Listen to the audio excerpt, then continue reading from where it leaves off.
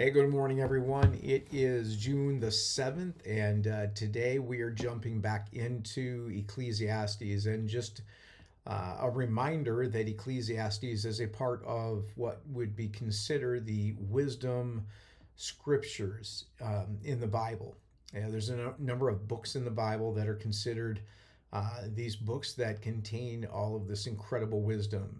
Like we already read the book of Proverbs, and now we're in Ecclesiastes. And I want to just consider again for a moment how valuable wisdom really is. In fact, God tells us that wisdom is worth more than than rubies. It's worth more than jewels. It's worth so much. In fact, God says, whatever you do, go after wisdom. Get wisdom, because if you have wisdom, all of the rest of the things will fall into place in your life. And I was just thinking, as I was reflecting and getting ready to read today, how easy it is for us to to kind of give a nod to those statements that God makes, but then not really not really grab a hold of the importance, right? Where God says, do you understand that wisdom is more important than all of the time and effort and energy that we put into going after getting a bigger bank account, or going after getting better jobs and better pay, bigger homes, better cars, all of those things. God says you've got to grab a hold of wisdom. And I started thinking about that today, about how valuable wisdom is, because wisdom keeps us from repeating the mistakes that we've made. Wisdom keeps us from going down rabbit holes that lead to empty lives. Wisdom leads us to fruitful relationships, and most important, a relationship with God. I mean, wisdom keeps us away from sin, right? Wisdom is so very valuable, and yet I don't think that we really capture fully that value. Because if we did, how much would we just pause, slow down in the pursuit of everything else, and how much would we speed up and intensify our desire for wisdom from God? How much more would we spend time in God's Word every day? How much more would we spend time on our knees in prayer, because that's the source of wisdom, right? I mean, the beginning of all wisdom, the fear of God is the beginning of wisdom, right? How much more would we really pursue God's understanding? But what happens is the truth is that the Bible, many people get their Bible and it sits on a shelf somewhere and gathers up dust, or um, it's looked at every once in a while. And maybe even in devotion, people might go through, start reading, and just kind of throw the Bible open and just kind of read wherever their eyes land, instead of really digging in and doing what you're doing, what I'm doing, and starting from the beginning and going all the way and trying to really capture what it is that God is trying to say through the whole book, and meditating on it, and really trying to apply it to their lives. And so I just think of all of the mistakes that people make, and the struggle that people have. And so much of it, if you were to probably analyze it and look at it, I think so much of it is because of a lack of wisdom, right? And so I just want to encourage us to make sure that we are ourselves looking at it, saying, I don't know what the past has been, but going forward, I'm going to seek God, and I'm going to seek His wisdom for my life. And so I just wanted to reflect on those things with you before we jump back into Ecclesiastes. And so let's go ahead and read Ecclesiastes 7. It says, a good reputation is more valuable than costly perfume. And the day you die is better than the day you are born. Better to spend your time at funerals than at parties. After all, everyone dies, so the living should take this to heart. Sorrow is better than laughter, for sadness has a refining influence on us. A wise person thinks a lot about death, while a fool thinks only about having a good time. Better to be criticized by a wise person than to be praised by a fool. A fool's laughter is quickly gone, like thorns crackling in a fire. This also is meaningless. Extortion turns wise people into fools, and bribes corrupt the heart. Finishing, listen to this one, this is big. I underline verse 8. Finishing is better than starting. Patience is better than pride. That finishing is better than starting. I have a star next to that one. It's one of my life statements. I want to finish well. I don't want to just start strong. I don't want to just be strong midway through my life. I want to finish well, because not everybody does. It goes on, it says, control your temper, for anger labels you a fool. Don't long for the good old days. This is not wise. Wisdom is even better when you have money. Both are a benefit as you go through life. Wisdom and money can get you almost anything, but only wisdom can save your life. Accept the way God does things. For who can straighten what he has made crooked? Enjoy prosperity while you can, but when hard times strike, realize that both come from God. Remember that nothing is certain in this life. Sounds like Stoicism. You know, the Stoics, the ancient philosophy, Stoicism believed in that very thing. You can't really change a lot of what happens around you. All you can do is manage what's happening inside of you. That's Stoicism. And that's what Solomon is saying. Remember that nothing is certain in life. And when hard times strike, realize that both come from God. Okay? Ecclesiastes 7:15. I have seen everything in this meaningless life, including the death of good young people and the long life of wicked people. So don't be too good or too wise. Why destroy yourself? On the other hand, don't be too wicked either. Don't be a fool. Why die before your time? Pay attention to these instructions, for anyone who fears God will avoid both extremes. It's a good one to underline as well. Verse 18. Anyone who fears God will avoid both extremes. One wise person is stronger than 10 leading citizens of a town. Not a single person on earth is always good and never sins. Don't eavesdrop on others. You may hear your servant curse you, for you know how often you yourself have cursed others. I have always tried my best to let wisdom guide my thoughts and actions. I said to myself, I am determined to be wise. But it didn't work. Wisdom is always distant and difficult to find. I searched everywhere, determined to find wisdom and to understand the reason for things. I was determined to prove to myself that wickedness is stupid and that foolishness is madness.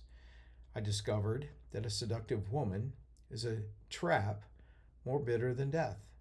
Her passion is a snare, and her soft hands are chains. Those who are pleasing to God will escape her, but sinners will be caught in her snare. This is my conclusion, says the teacher.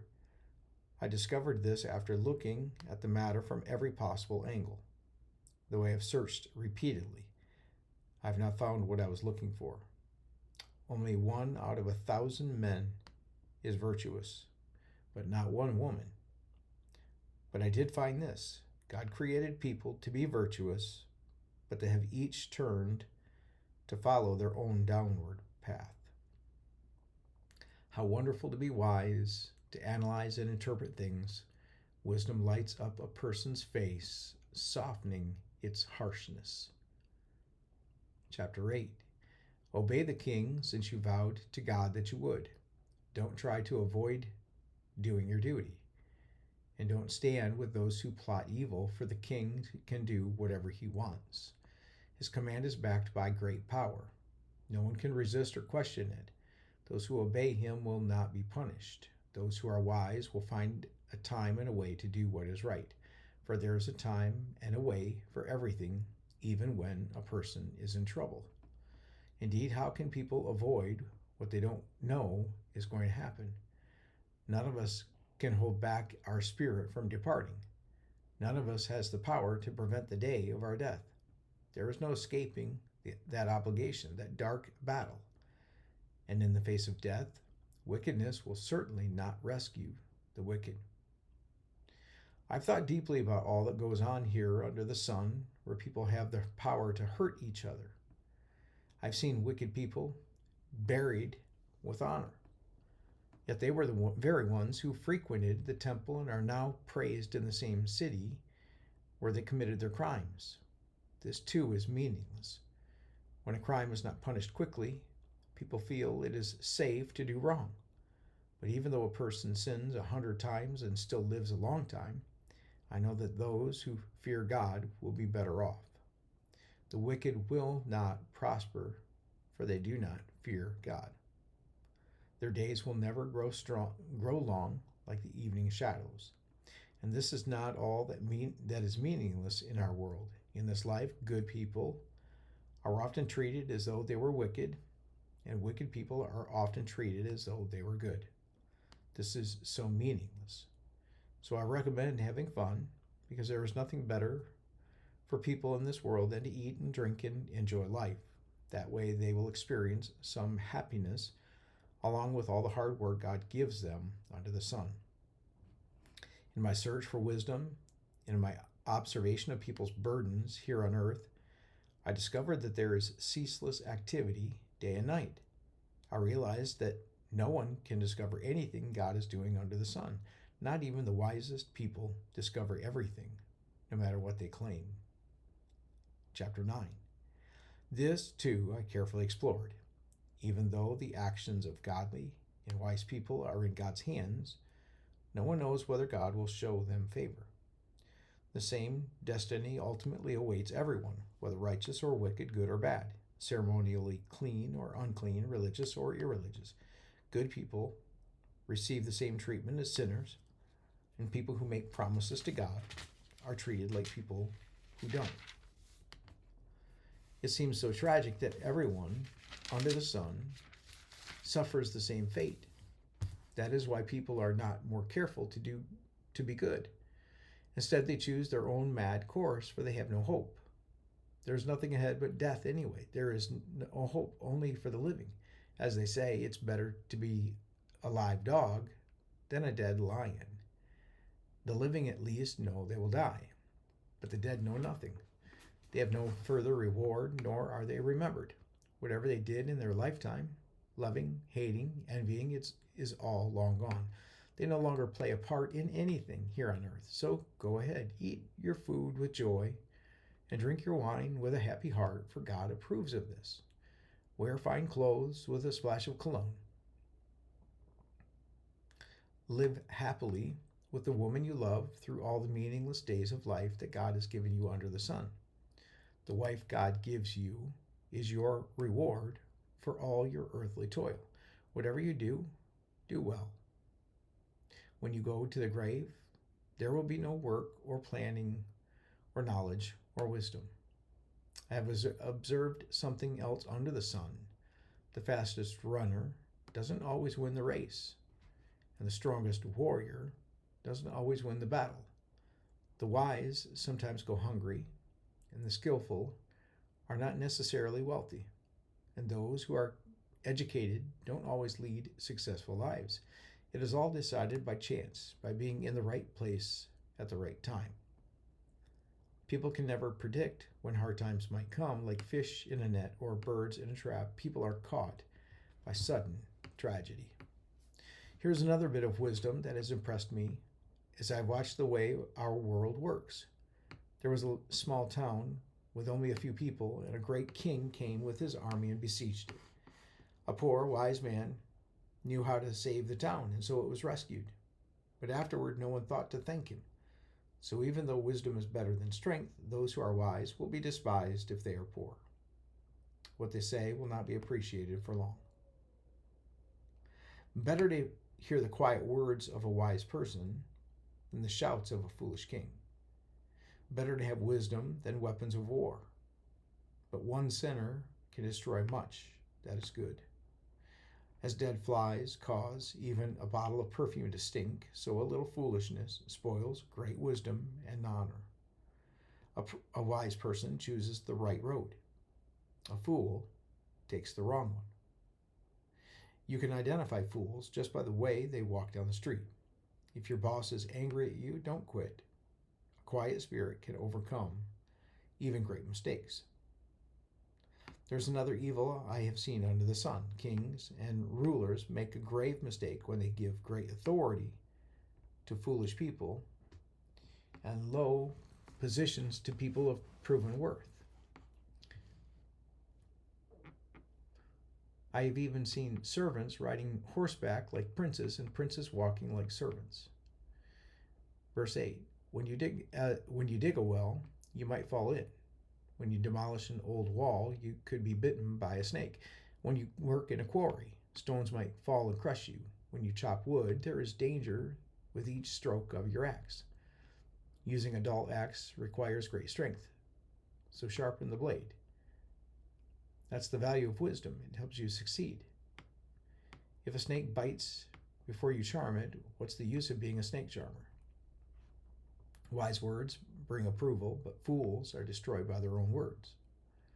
Fools base their thoughts on foolish assumptions, so their conclusions will be wicked madness. They chatter on and on. No one really knows what is going to happen. No one can predict the future. Fools are so exhausted by little work that they can't even find their way home. What sorrow for the land ruled by a servant, the land whose leaders feast in the morning. Happy is the land whose king is a noble leader, and whose leaders feast at the proper time to gain strength for their work, not to get drunk. Laziness leads to a sagging roof. Idleness leads to a leaky house. A party gives laughter, wine gives happiness, and money gives everything. Never make light of the king, even in your thoughts. Even in your thoughts. And don't make fun of the powerful, even in your own bedroom. For a little bird might deliver your message and tell them what you said. Chapter 11. Send your grain across the seas, and in time profits will flow back to you. But divide your investments among many places, for you do not know what risks might lie ahead. When clouds are heavy, the rains come down. Whether a tree falls north or south, it stays where it falls. Farmers who wait for perfect weather never plant. If they watch every cloud, they never harvest. Just as you cannot understand the path or the wind or the mystery of a tiny baby growing in its mother's womb, so you cannot understand the activity of God who does all things. Plant your seed in the morning and keep busy all afternoon, for you don't know if profit will come from one activity or another, or maybe both. Okay, some incredible wisdom here today. The one that obviously is, just really stuck out to me. I've starred a couple of them, but I mentioned to you already that statement about finishing is better than starving. So I'd love to hear what it is that stuck out to you today. Again, we need to continue to seek wisdom. So I look forward to being back with you here tomorrow. God bless you. I hope that you have a really great day.